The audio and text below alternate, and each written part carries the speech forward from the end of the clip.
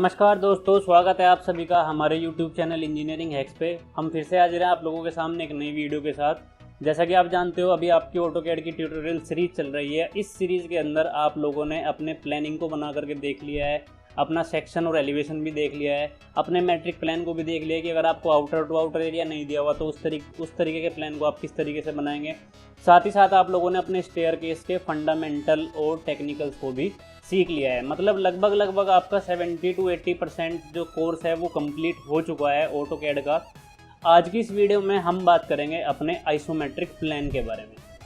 आपके ऑटोकैड के अंदर 3 टाइप्स के व्यू होते हैं। वो 3 टाइप के व्यू कौन कौन से हैं एक बार देख लेते हैं।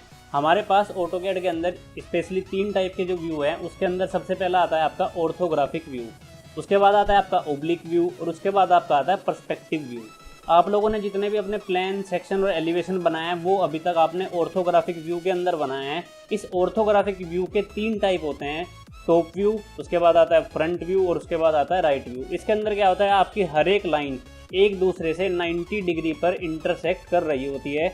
इस टाइप के व्यू को आप क्या बोलते हो, ऑर्थोग्राफिक बोलते हो। उसके बाद नेक्स्ट आता है आपका ओब्लिक व्यू। ओब्लिक व्यू के अंदर क्या होता है, ये आपके 3D ऑब्जेक्ट का एक ग्राफिकल रिप्रेजेंटेशन होता है जो बनता तो 2D में है, लेकिन बनने के बाद आपको ऐसा लगेगा कि ये आपका 3D ऑब्जेक्ट है। इसके अंदर आपकी जो लाइंस होती हैं वो 30 डिग्री पे, 60 डिग्री पे और 120 डिग्री पर आपकी इंटरसेक्ट कर रही होती है अपने एक दूसरे पॉइंट से।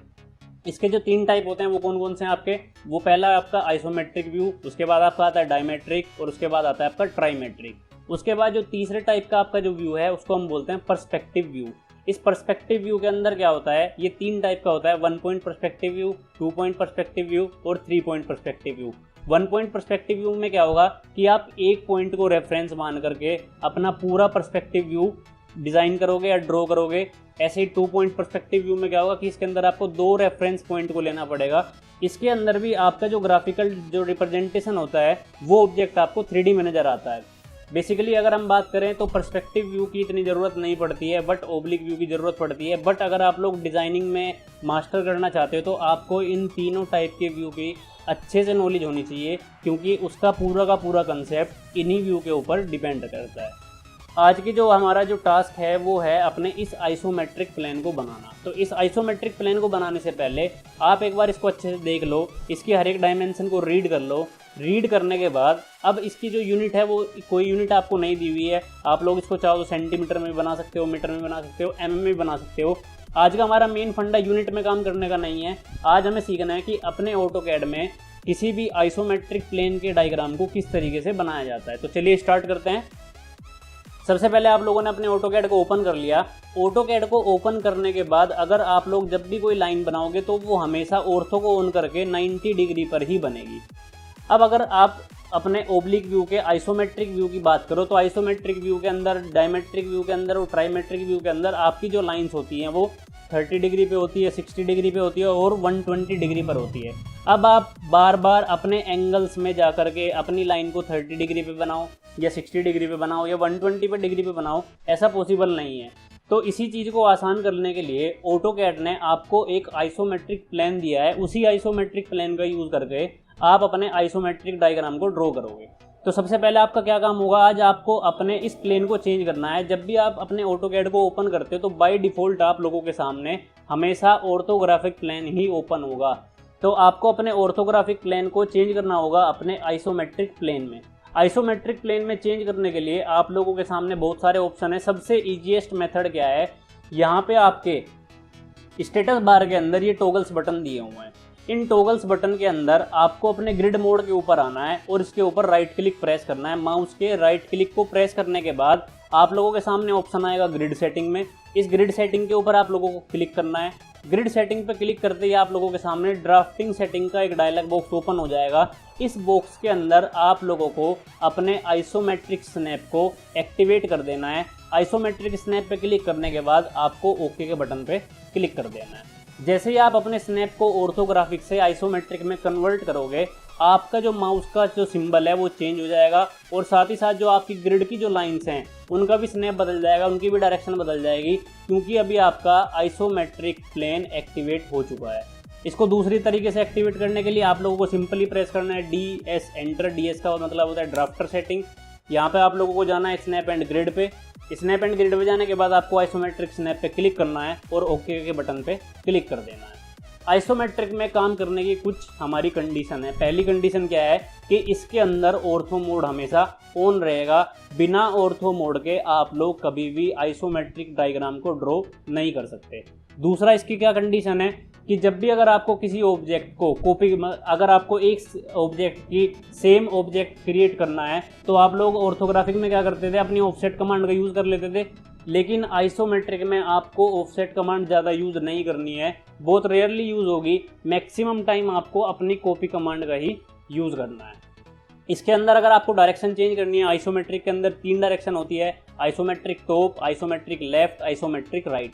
ये डायरेक्शन किस तरीके से डिफाइन की जाएगी, अभी आप अपने माउस को देख रहे हो। इस माउस के 2 आपको लाइंस दिख रही होगी, एक आपकी ऊपर से नीचे की तरफ आ रही है और एक पीछे से आगे की तरफ आ रही है। इन 2 लाइन का क्या मतलब है कि आप अभी सिर्फ इन्हीं 2 डायरेक्शन में लाइन लगा सकते हो। अगर आप लाइन कमांड को एक्टिवेट करोगे तो आप या तो लाइन ऊपर से नीचे की तरफ लगा सकते हो या पीछे से आगे की तरफ या आगे से पीछे की तरफ लगा सकते हो। अगर आपको इस डायरेक्शन में लाइन लगानी हो तो आप इस डायरेक्शन में लाइन नहीं लगा सकते। बट जैसे कि आप लोगों ने डायग्राम में देखा कि आपकी इस डायरेक्शन में भी लाइन है, तो इस डायरेक्शन में लाइन लगाने के लिए आपको अपनी डायरेक्शन को चेंज करना पड़ेगा। और डायरेक्शन को चेंज करने के लिए आपको F5 बटन का यूज़ करना है। जैसे ही आप F5 का बटन प्रेस करोगे, फंक्शन की जो सबसे ऊपर होती है F5, जैसे ही उसको आप प्रेस करोगे आपके जो माउस का सिंबल है वो चेंज हो जाएगा। अब जो ऊपर से नीचे की तरफ की लाइन थी वो गायब हो गई। अब आप पीछे से आगे की तरफ लाइन लगा सकते हो और इस डायरेक्शन में लाइन लगा सकते हो। आप लोगों को कंफ्यूज नहीं होना है। जब भी आप कोई भी डायरेक्शन चेंज करो तो उस डायरेक्शन का जो जस्टिफिकेशन होगा वो आपका माउस कर देगा कि आप अभी किस किस डायरेक्शन में लाइन लगा सकते हो। आप लोग अपनी डायरेक्शन को कभी भी किसी भी पॉइंट पे चेंज कर सकते हो। अगर आपको मूव करना है तब भी आप डायरेक्शन चेंज कर सकते हो। अगर आप कॉपी करना चाहते हो तब भी आप डायरेक्शन चेंज कर सकते हो। सिर्फ अपने माउस की लाइंस को देखो, आप उस लाइंस को देख करके समझ जाओगे कि आपका जो माउस है वो किन किन डायरेक्शन में अलाउ कर रहा है आपको मूव करने के लिए, कॉपी करने के लिए और लाइन लगाने के लिए। चलिए, मैं आशा करता हूँ कि यहाँ तक आप लोगों को सब कुछ समझ आ गया होगा। तो अब बनाते हैं डायग्राम की डायग्राम इसमें किस किस तरीके से बनता है। तो डायग्राम बनाने के लिए सबसे पहले आपको अपनी डायमेंशन देखनी पड़ेगी। इसके अंदर आप लोगों को क्या करना है, 1 बाय 1 एक एक लाइन को ड्रॉ करना है। उसके बाद आपका पूरा का पूरा डायग्राम ये बन जाएगा। इस डायग्राम को बनाने के लिए मैं इस डायग्राम को स्टार्ट करता हूँ यहाँ से। सबसे पहले मैं लाइन लगाऊंगा 50 सेंटीमीटर की, उसके बाद 70 सेंटीमीटर, उसके बाद ये 50 और उसके बाद ये 70। मैं पहले ये वाला रेक्टेंगल कंप्लीट करूँगा। आइसोमेट्रिक के अंदर आप रेक्टेंगल कमांड से लेकर के इस तरीके का रेक्टेंगल नहीं बना सकते। अगर आपको आइसोमेट्रिक के अंदर रेक्टेंगल बनाना है आइसोमेट्रिक फॉर्म में तो आपको लाइन कमांड का यूज़ करना पड़ेगा और अपनी डायरेक्शन को ही चेंज कर करके अपना रेक्टेंगल बनाना पड़ेगा। तो सबसे पहले आप लोगों ने लाइन कमांड ली। लाइन कमांड लेने के बाद आपको एक लाइन लगानी है ऊपर से नीचे की तरफ, बट आपका जो कर्सर है वो ऊपर से नीचे की तरफ अलाउ नहीं कर रहा है, तो आप F5 का बटन प्रेस करके पहले अपनी डायरेक्शन को चेंज कर लोगे। डायरेक्शन चेंज करने के बाद आपने फर्स्ट पॉइंट क्लिक किया। फर्स्ट पॉइंट क्लिक करने के बाद आपने अपने कर्सर को नीचे की तरफ लेके आए और यहाँ पे एक लाइन लगा दी 50 सेंटीमीटर की। ये आपकी लाइन लग गई 50 सेंटीमीटर की। 50 सेंटीमीटर की लाइन लग जाने के बाद अब आप लोगों को क्या करना है, ये लाइन लगानी है आगे की तरफ। अब लाइन आगे की तरफ नहीं लगेगी क्योंकि आपका कर्सर अलाउ नहीं कर रहा है, तो आप लोग क्या करोगे, अपने F5 के बटन से अपनी डायरेक्शन को चेंज कर दोगे। ये लाइन आपकी लग गई 70 सेंटीमीटर की। अब ऊपर की तरफ फिर से गए 50 सेंटीमीटर और पीछे की तरफ आपने फिर से लगा दी 70 सेंटीमीटर। तो ये आपका लेफ्ट हैंड साइड का जो रेक्टेंगल है वो क्या हो चुका है, कंप्लीट हो चुका है। अब इस रेक्टेंगल के बाद आपको आगे का पोर्शन बनाने के लिए यहाँ पे दिया हुआ है 10 सेंटीमीटर, ये आपकी फिर से 70 सेंटीमीटर और ये आपकी फिर से 50 सेंटीमीटर और ये वापस से आपकी हो जाएगी 10 सेंटीमीटर। तो इसी चीज़ को आपको ड्रॉ करना है। सबसे पहले आपने लाइन कमांड ली, L एंटर से लाइन कमांड को एक्टिवेट किया। यहाँ से आपने पॉइंट कनेक्ट किया इधर की तरफ 10 सेंटीमीटर। अब आपको आगे की तरफ आना है कितना, 70 सेंटीमीटर। अब आपको नीचे की तरफ जाना है। नीचे की तरफ जाने के लिए आपको F5 के बटन से पहले कर्सर को नीचे की डायरेक्शन में लेके आना पड़ेगा। यहाँ पे आपने लगा दिया 50 और वापस से इस पॉइंट पे आपने कर दिया कनेक्ट और इस लाइन को भी आपने कर दिया कनेक्ट। तो आपका ये लेफ्ट हैंड साइड का डायग्राम कंप्लीट हो चुका है। अब इस लेफ्ट हैंड साइड के फेस को बनाने के बाद आप लोगों को क्या करना है, अपने आगे के डायग्राम को कंप्लीट करना है। तो आगे के डायग्राम को कंप्लीट करने के लिए अगर आप इस वाले फेस को 100 की डिस्टेंस पे कॉपी कर दो तो आपका ये वाला फेस भी बन जाएगा।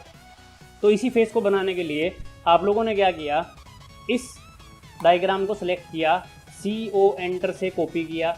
कॉपी करने के बाद आपने इसको इस पॉइंट से दिया और आगे की तरफ ले जा करके वैल्यू डाल दी 110। 110 क्यों लिया, क्योंकि 10 सेंटीमीटर का गैप है आपका इस पॉइंट से इस पॉइंट तक, और आपने 10 सेंटीमीटर का जो ये गैप लिया है इस पॉइंट से कॉपी करने की वजह से, तो वो भी आपको इसमें कवर करना है। आप लोग अलाइंड में जा करके इसकी डायमेंशन को मेजर करोगे तो बीच का गैप आपको मिल जाएगा 100 सेंटीमीटर का। जूम करके देखना पड़ेगा क्योंकि टेक्स्ट का साइज छोटा है। तो टेक्स्ट का साइज बड़ा करने के लिए डी एंटर में आप जाओगे। उसके बाद मॉडिफाई में जाने के बाद सिंबल एंड एरो पे जाओ, यहाँ पे इसका साइज चेंज कर दो, मैंने 10 कर दिया। उसके बाद टेक्स्ट पे जाओगे और टेक्स्ट का भी साइज आप 10 कर दोगे, ओके। उसके बाद सेट करंट, उसके बाद क्लोज। अभी आप लोगों को विजिबल होगा।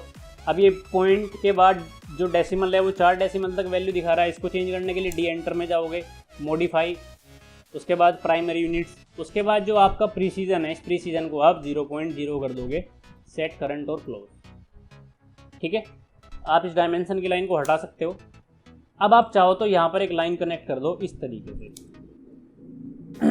आपका लगभग सारा डायग्राम कंप्लीट हो चुका है, सिर्फ आपको बीच के ये स्टेप्स बनाने हैं। इन स्टेप्स को बनाने से पहले अपने इस फेस को कंप्लीट कर लो। इस फेस को कंप्लीट करने के लिए आपको ये इंटरनली जो 2 लाइनें हैं ये विजिबल नहीं है। अब आपको ये स्टेप्स बनाने हैं। स्टेप्स की वैल्यू दी हुई है कि अगर आप इस लाइन को कॉपी करोगे आगे की तरफ तो ये वैल्यू आपकी 25 है। उसके बाद ये वाली वैल्यू आप जितनी चाहो ले सकते हो। उसके बाद ये वाली वैल्यू 25, उसके बाद ये वाली वैल्यू। अभी जो ये 2 वैल्यू हैं ये किस तरीके से आप लोग ले सकते हो, इसका सिंपल एक तरीका है। आप चाहो तो अपने डायमेंशन के साथ भी बना सकते हो, ये चाहो तो कैलकुलेट करके भी बना सकते हो। अब अगर आप बात करो तो आपको आगे की तरफ आना है 70 सेंटीमीटर, मतलब यहाँ से यहाँ तक 3 स्टेप्स को, 1 स्टेप, 2 स्टेप और 3 स्टेप, 70 की वैल्यू को आपको 3 स्टेप्स में डिवाइड करना है।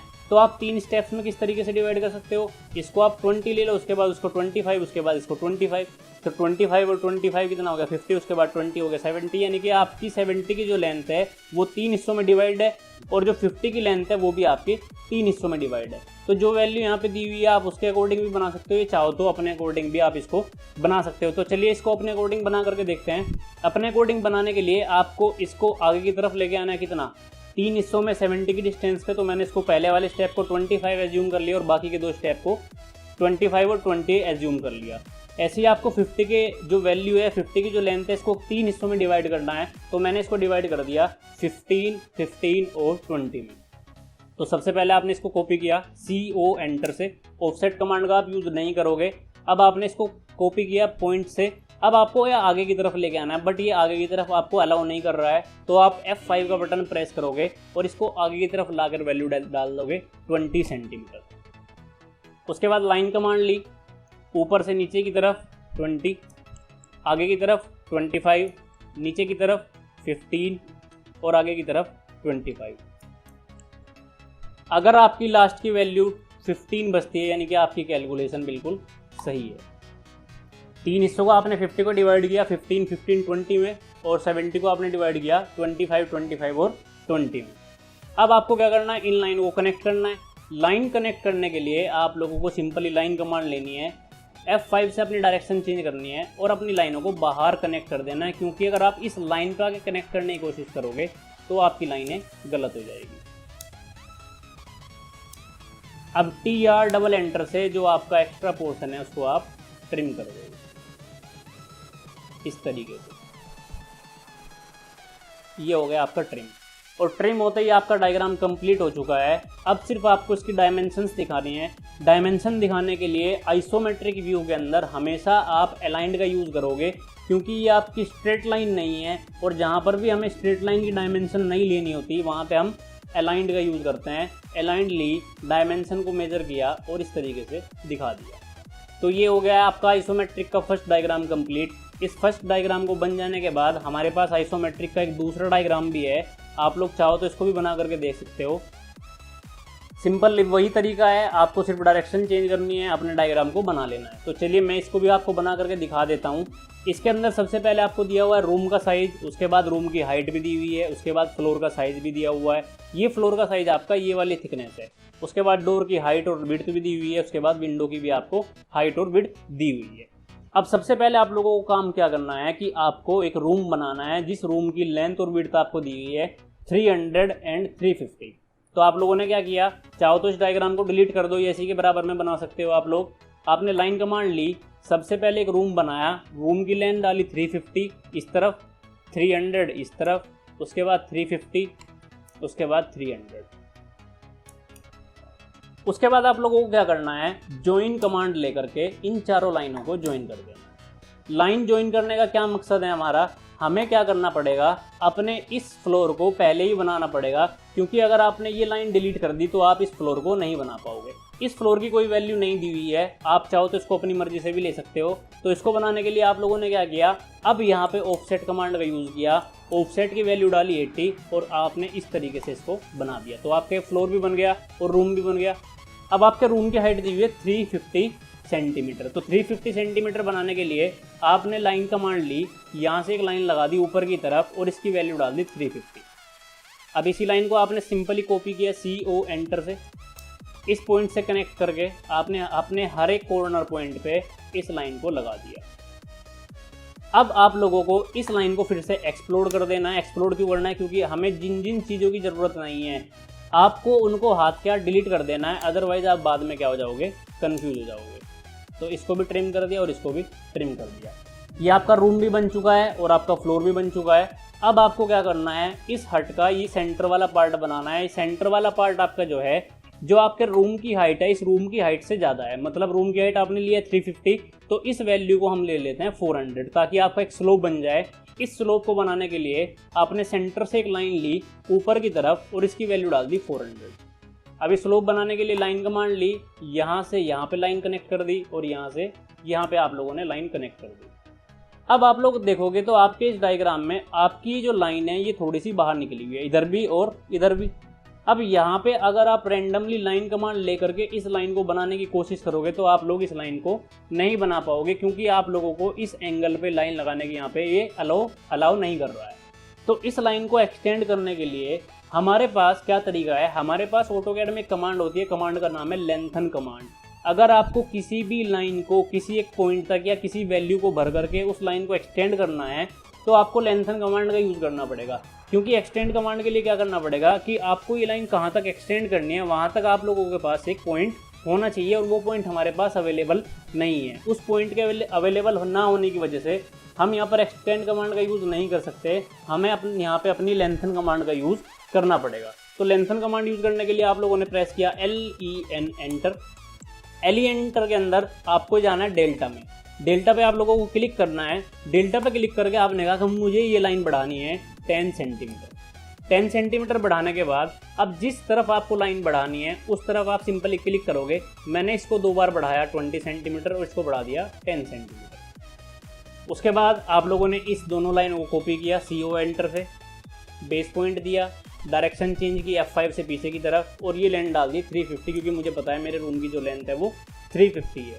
अब लाइन कमांड लोगे, सिंपली इस लाइन को कनेक्ट कर दोगे इस लाइन से, इस लाइन को कनेक्ट कर दोगे इस लाइन से और इस लाइन को कनेक्ट कर दोगे इस लाइन से। तो ये आपकी जो है हट बन चुकी है, ऊपर का पोर्शन कंप्लीट हो चुका है। अब जो एक्स्ट्रा पार्ट है आपका, इसको आप TR डबल एंटर से सिंपली ट्रिम कर दोगे। अब आपको इसका क्या बनाना है, डोर बनाना है। डोर बनाने के लिए आपको डोर की जो लेंथ दी हुई है वो 120 है और हाइट जो है वो आपको 210 दी हुई है। आपको ये जो एक्सरसाइज है, ये जो PDF है, ये आपको डिस्क्रिप्शन में मिल जाएगी, वहाँ से आप लोग इसको डाउनलोड कर सकते हो। डाउनलोड करो, इसको प्रैक्टिस करो। अगर आप लोगों को कोई डाउट आता है तो आप लोग कमेंट सेक्शन में पूछ सकते हो। अब ये आपको जो रूम है, रूम की जो लेंथ है 120 बनाने के लिए आप लोगों ने क्या किया, पहले डायरेक्शन चेंज कर ली, क्योंकि आपको इस डायरेक्शन में काम करना है। इस लाइन को कॉपी किया CO एंटर से, बेस पॉइंट दिया ये वाला, कर्सर आगे की तरफ ले जा करके 60 सेंटीमीटर इधर कॉपी कर दी और कर्सर को पीछे की तरफ ले जा करके 60 सेंटीमीटर आपने इधर कॉपी कर दिया। अब इसकी हाइट बनाने के लिए फिर से डायरेक्शन चेंज की। इस लाइन को आपने कॉपी किया CO एंटर से, यहाँ से कॉपी कर दिया ऊपर की तरफ 210 सेंटीमीटर पे। तो ये आपका क्या हो गया, डोर की लेंथ भी हो गई और डोर की हाइट भी हो गई। TR डबल एंटर से आप अपनी एक्स्ट्रा लाइनों को क्या कर दोगे, ट्रिम कर दोगे। अब थोड़ा सा डायग्राम को देख लेते हैं। इस डायग्राम के अंदर आपको जो डोर है ऊपर की तरफ दिखाया हुआ है सर्कुलर डोर। ये सर्कुलर डोर बनाने के लिए अब यहाँ पे आप लोग अपने सर्कल का यूज़ अगर करोगे तो इस तरीके का डोर आप लोग नहीं बना पाओगे, क्योंकि ये हमारा आइसोमेट्रिक प्लेन है और आइसोमेट्रिक प्लेन के अंदर हर एक ऑब्जेक्ट आपका आइसो ऑब्जेक्ट ही बनेगा। यहाँ पे अगर आपको सर्कल बनाना है तो आपको अपने आइसो सर्कल का ही यूज़ करना पड़ेगा। आइसो सर्कल बनाने के लिए आप लोगों को सबसे पहले अपने इलिप्स की कमांड को यूज़ करना है। इलिप्स की शॉर्टकट की है EL enter. EL enter press करते ही अगर आप लोग आइसोमेट्रिक प्लेन में होंगे तो इलिप्स के अंदर आपको आइसो सर्कल का ऑप्शन मिल जाएगा। आप लोग कमांड बार में देखोगे तो यहाँ पे 3 ऑप्शन है, आर्क, सेंटर और आइसो सर्कल। जैसे ही आप लोग आइसो सर्कल पे क्लिक करोगे तो आपका आइसो सर्कल एक्टिवेट हो जाएगा। अब आइसो सर्कल का सेंटर पॉइंट ये है, आपने सेंटर पे क्लिक कर दिया। इस आइसो सर्कल की भी 3 डायरेक्शन होती है। आप लोग सेंटर पॉइंट देने के बाद इसकी तीनों डायरेक्शन को चेंज कर सकते हो अपने F5 के बटन से। जिस डायरेक्शन में आपको सर्कल चाहिए उस डायरेक्शन में ला करके अपना सर्कल बना दो। उसके बाद TR डबल एंटर से जो एक्स्ट्रा पार्ट है आप लोग उसको ट्रिम कर दो। इसी तरीके से आपको एक यहाँ पे छोटा सा रोशनदान दिया हुआ है, ये भी एक सर्कल है। इस सर्कल को बनाने के लिए भी आपको आइसो सर्कल का यूज़ करना पड़ेगा। तो वापस से EL एंटर लिया, आइसो सर्कल लिया, सेंटर पॉइंट दिया और रेंडमली जितना आपका मन करे, जिस साइज का आपका मन करे उस साइज का आपने सर्कल ले लिया। सेंटर लाइन की ज़रूरत खत्म हो गई है, इसको आप डिलीट कर दो और इसको भी आप डिलीट कर दो। अब यहाँ पे आपको विंडो बनानी है, तो विंडो बनाने के लिए विंडो का साइज दिया हुआ है 120 इंटू में 120, मतलब विंडो की लेंथ भी 120 है और विंडो की हाइट भी 120 है। इस विंडो को बनाने के लिए आपको सबसे पहले क्या करना पड़ेगा, अब जिस तरीके से इसके अंदर विंडो के बीच की जो डिस्टेंस है ये आपको दी हुई नहीं है, बट जब प्लानिंग में मैंने आपको बताया था कि आपकी जो टॉप रेल होती है विंडो की और जो टॉप रेल होती है डोर की वो दोनों सेम हाइट पे रहती है। उसी को कैलकुलेट करके हम अपनी सिल हाइट को निकाल सकते हैं। आपकी डोर की हाइट कितनी है, 210 है। आपकी जो विंडो की हाइट है वो कितना है, 120 है। अगर आप 210 में से 120 माइनस करोगे तो आपकी ये वाली लेंथ निकल कर के आ जाएगी जो कि आपकी है 90 सेंटीमीटर की। तो सबसे पहले आप लोगों ने लाइन कमांड ली, सेंटर से एक 90 सेंटीमीटर की लाइन लगा ली। उसके बाद आपको विंडो बनानी है। विंडो आपकी 60 सेंटीमीटर इधर होगी, उसके बाद 120 ऊपर, 120 इधर, 120 नीचे और 60 इधर। 60 आपने उधर ली, 60 इधर ली, तो आपका टोटल हो गया 120। आपकी सभी साइड कितनी हो गई, 120 की हो गई। और इन दोनों लाइनों को आप लोग क्या कर दोगे, ज्वाइन कर दोगे J एंटर से। अब इस तरीके से कंप्लीट करने के बाद अब आपको ये विंडो का फ्रेम दिखाना है और डोर का फ्रेम दिखाना है। इस फ्रेम को दिखाने के लिए आप लोग क्या करोगे, अपने इस लाइन को कॉपी करोगे अंदर की तरफ। तो आपने क्या किया, कॉपी कमांड ली CO एंटर से, इस लाइन को सिलेक्ट किया, एंटर। यहाँ से आपने अंदर की तरफ कॉपी कर दिया 10 सेंटीमीटर पे। उसके बाद इसी तरीके से आपने इन दोनों लाइनों को सिलेक्ट किया, CO एंटर से कॉपी किया। यहाँ से आपने F5 का बटन प्रेस करके इधर की तरफ कर दिया 5 सेंटीमीटर पे कॉपी। TR डबल एंटर से आप लोगों ने इसको और इसको क्या कर दिया, ट्रिम कर दिया। और इसी तरीके से इसको क्या कर दिया, एक्सटेंड कर दिया, EX डबल एंटर। आपका पूरा कंप्लीट हो चुका है। अब आपको सिर्फ नीचे का फ्लोर बनाना है। फ्लोर बनाने के लिए आपने इन लाइनों को कॉपी किया CO एंटर से, यहाँ से आपने कॉपी किया और ये वैल्यू आपको दी हुई है 50 सेंटीमीटर की। लाइन कमांड लेकर के अपनी इस लाइन को आपने कनेक्ट कर दिया। अब जो लाइन आपको विजिबल नहीं है उस लाइन को आप क्या कर सकते हो, सिंपली डिलीट कर सकते हो। तो TR डबल एंटर से ये ट्रिम, ये ट्रिम, ये भी ट्रिम और ये भी। तो ये आपके दोनों आइसोमेट्रिक के ऑब्जेक्ट कंप्लीट हो चुके हैं। इन ऑब्जेक्ट को कंप्लीट करने के बाद अगर आप इसमें चाहो तो अच्छे से हैचिंग वगैरह भी कर सकते हो। हैचिंग करने के लिए आप लोग हैचिंग में जाओ। यहाँ पे आप लोगों ने हैचिंग के पैटर्न को ओपन किया और हैचिंग के पैटर्न के अंदर आपने ले लिया अपने ब्रिक के पैटर्न को। तो यहाँ पे आपको मिल जाएगा ब्रिक। अब इस ब्रिक के पैटर्न को कलर में चेंज करने के लिए यहाँ पे जो यूज़ करंट का ऑप्शन है इस पर आप क्लिक करोगे और इसको रेड कलर पे क्लिक करके इस तरीके से अपनी हैचिंग कर दोगे। बट हैचिंग आपकी जो स्पेसिंग है वो पास पास है तो इसके स्केल की वैल्यू को आप बढ़ा दोगे। कम हो रही है तो थोड़ा सा और बढ़ा दो, थोड़ा सा और बढ़ा दो। तो ये आपको ब्रिक की हैचिंग दिखनी स्टार्ट हो गई। इसको मैंने 45 ले लिया। इसके एंगल को चेंज करने के लिए यहाँ पे आप एंगल की वैल्यू डाल दो 30 डिग्री। इस तरीके से आप लोग इसके अंदर कलर की हैचिंग भी कर सकते हो। अगर आप चाहो तो इसके अंदर ग्रेडियंट भी यानी कि कलर भी फिल कर सकते हो। अब ये ग्रेडियंट क्या होता है, कई बार आप लोगों ने देखा होगा कि आपके प्लानिंग की वॉल के बीच में आपके मटेरियल की बजाय कलर भरा होता है। तो उस कलर को फिल करने के लिए जिस तरीके से हैचिंग की जाती है उसी तरीके से आप लोगों को अपने ग्रेडियंट कमांड का यूज़ करना पड़ेगा। ग्रेडियंट कमांड का यूज़ करने के लिए आप लोगों ने प्रेस किया GRA एंटर। जैसे आप लोग ग्रेडियंट के कमांड को एक्टिवेट करोगे, आपके सामने हैचिंग की तरह ही एक ग्रेडियंट का ऑप्शन आ जाएगा। यहाँ पे आपको पैटर्न सेलेक्ट नहीं करना है, यहाँ पे आपको कलर सेलेक्ट करना है। तो कलर देने के लिए यहाँ पे आपके 2 कलर बॉक्स हैं। अगर आप दोनों में अलग अलग कलर फिल करोगे तो आपको इस तरीके से शेड मिलेगी। जैसे यहाँ पे ब्लू और येलो है तो आपको ब्लू और येलो की शेड मिल जाएगी। अगर आपको सिंगल कलर करना है तो आप दोनों में सेम कलर को सिलेक्ट करोगे, रेड और इस तरीके से आप फिल कर सकते हो। आप चाहो तो सेकंड कलर को अपना ऑफ भी कर सकते हो। उसके बाद आपको ऑफ करने के लिए जो यहाँ पे 2 नंबर का ऑप्शन है, इस पर आपको सिंपली एक बार क्लिक कर देना है। क्लिक करते ही ये ऑफ हो जाएगा और दोबारा से क्लिक करते ही ये ऑन हो जाएगा। इसमें सिर्फ आपको फिर एक ही कलर सेलेक्ट करना होगा और जिस भी पोर्शन में आप क्लिक करना चाहो, कलर करना चाहो, उसके आप कलर कर सकते हो।